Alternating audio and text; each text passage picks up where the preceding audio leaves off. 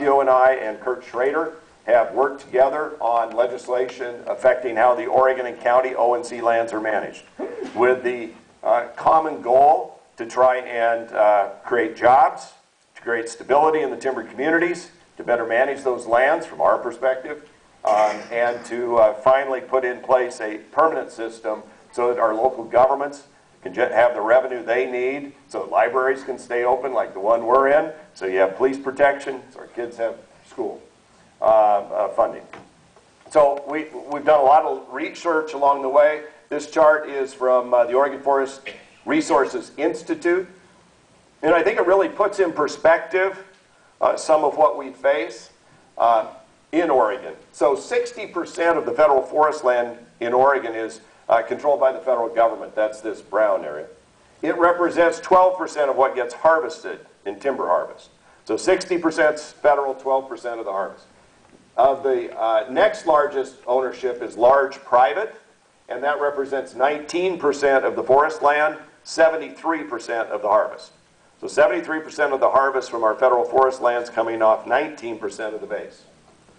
Small private's about 15% of the ownership and about 3% of the harvest. State and other public, you've got county forest lands. Josephine County has county forest lands. Hood River County has a lot of county forest lands. And of course the state forests make up about 4% of the forested land mass, but represent 10% of the harvest. So it's interesting that federal government and state and local are pretty close in their harvest levels, 10 and 12%, but dynamically different in terms of their ownership amount. 60% to the feds, 4% for state and local. Forests are not static. They grow and they die. This gives you a chart of the growth and mortality versus harvest levels in millions of board feet.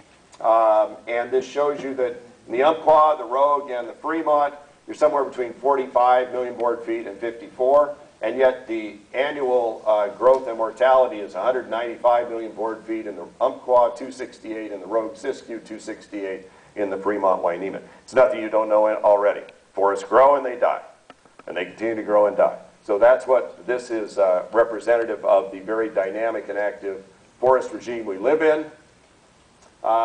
This is another way to look at the what's happened in terms of harvest on various forest ownerships. Can you see that back there? Or is it on the printout we gave you? Okay, so you can see that the federal forest lands are the brown. You can see that harvest level went way down starting at about 90, about 89, 88.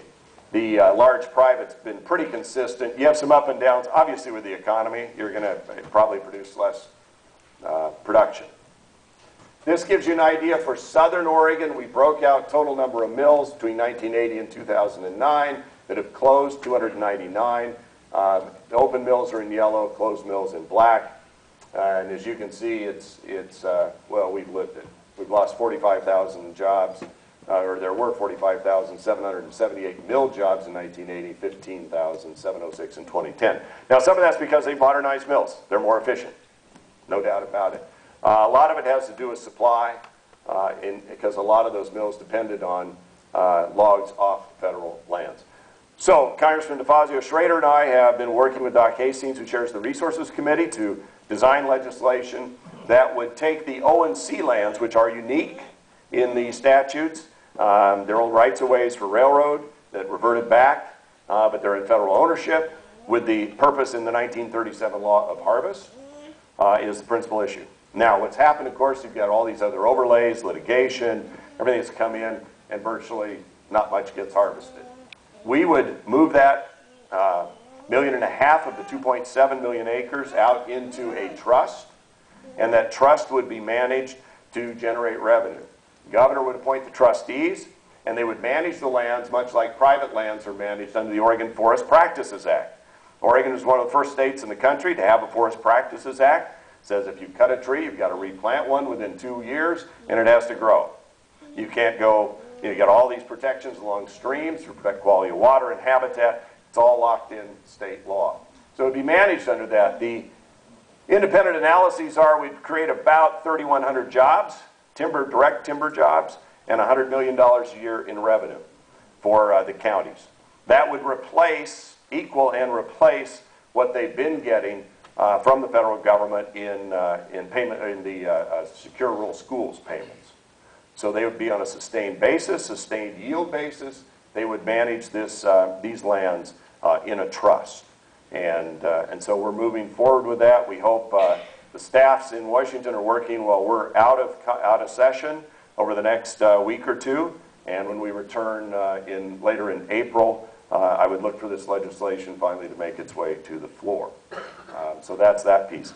Yesterday, the House completed its work on a budget. Actually, we voted on, I don't know, 4 or 5 or 6 budgets. And they span the spectrum from way over here to way over here in terms of spending and tax policy and all of that. I supported the Republican budget, which is demonstrated here. That would eventually get spending down to where we balance the budget and pay off the debt. If you do nothing, so pick your budget, if you didn't do anything to change current law, this is what happens in terms of debt as a share of the economy. That is unsustainable and unforgivable for the next generation. That is unsustainable, and we have to change how things work in Washington when it comes to spending. So the president's budget was brought to the floor and voted on, and it got no votes. When it was voted on in the Senate a year ago, it got no votes, 0.